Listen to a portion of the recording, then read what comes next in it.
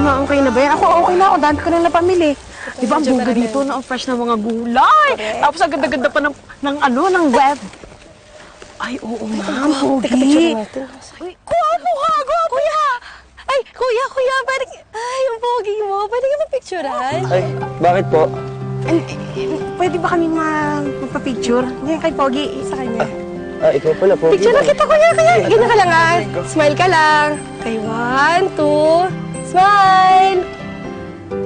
Ayan! Pogi niya! Picture mo naman kami. Ay, salamat.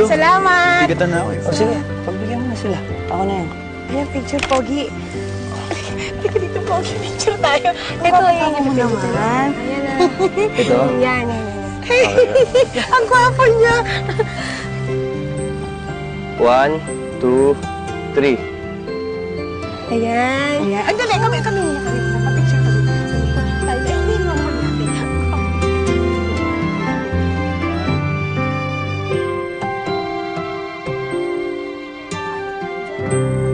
Marami pa dun sa loob. Narinig niyo yun, ha? Kumain. Pag naubos tong pansit, ha? Kumuha kayo dun sa loob, ha? Sige na, kumain na kayo. Pakwan lang naman ang kinakain mo dyan. Tita, kumain na. Mama, halika dito. Tignan mo to si Cara. Mukhang gustong-gusto yung anak natin. Oo nga, mahal. Di ba? Ang cute eh. Alam mo, mahal, ito lang ang napansin ko eh. Kumakain ng madami. Uy, kumain kayo marami dyan, ha? Kasarap naman ang hain mo. Naku, be, ikaw. Eh, sa amoy pa lang. Busog na ako. Ikaw hindi ka pa kumakain. Baby. Oh.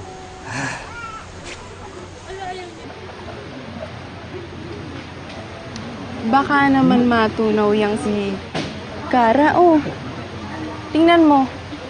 Kuya, alam kong gusto mo si Cara. Ano ka ba? Gusto ka rin yan. Kaya kung ako sa'yo, ligawan mo na yan. Ay, nako, ikaw talaga. Napaka-chismosa mo. Alam mo, kami ni Cara, malapit na kami sa isa't isa. Kaya magkaibigan kami. Okay? Saka gusto ko pa makapag-aral mga kapatid ko. Saka na yung ligaw-ligaw na yan. Naku. Anak, Ma, naiintindihan ko na gusto mo kami pa rin tulungan. Pero napakarami na naibigay mo. Panahon na ngayon na gawin mo naman ang gusto mong gawin. Oo nga, kuya. Kung magtatrabaho ka na magtatrabaho, tatanda kang binata. Ay, sayang naman ang kagwapuhan ng kuya ko. Ang dami-dami nagkakagusto kaya dyan. Ay, Ama, meron akong ikikwento. May isang araw nga eh, si Kuya, may mga babaeng gustong magpa-picture dyan. Ang sabi pa, ha? Ang sabi pa. Oh. Kuya, pa-picture! Tiga! Totoo ba yun? Talaga, Totoo. siguro. hindi.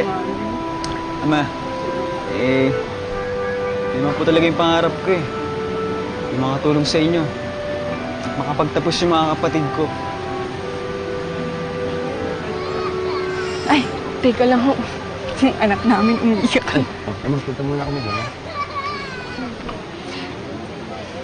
Ay, nako anak. Ewan ko nga ba kung saan kita pinaglihi at kanyang kakabait. Ano ka ba naman, Ronaldie? Eh, sa itsura pa lang. Ha? At saka sa kasipagan ng anak natin. Oo. Kanino pa ba magmamana yan? Eh di siyempre. Patingin? Oy, parang hindi naman. Kulot ka eh. Maganda lang ang kombinasyon Baka natin. sa akin. Ano ka ba, be? Hindi nagmana kay Lolo. Ay, Tay. busog na ho ba kayo? Hello po? Ako nga po. Sino pong Karot Man? Sikat? Sa internet? Viral? Ano po yun?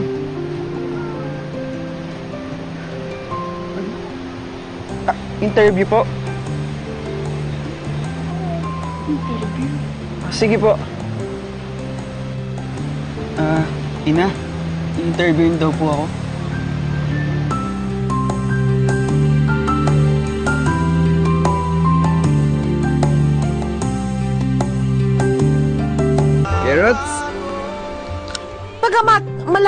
ang pag-alinlangan. Pumayag na ring magpa-interview si J-Rick sa media. Kasama si Melvin at ang kanyang lolo Pio, lumawas si J-Rick sa Maynila. At sa kauna-unahang pagkakataon, nakilala niya ang mga tao na naging dahilan ng kanyang pagsikat. Ang daming taong gustong makita ka, gusto kang makilala, pero sobrang swerte ko. Oh my God, oo nga. Totoo nga, ayan ka no. Dahil sa mabilis sa pagsikat ni J-Rick sa social media, nagkasunod-sunod na ang natanggap niyang offer na paglabas sa telebisyon. Lahat ng tao ay gustong makilala si Carrot Man.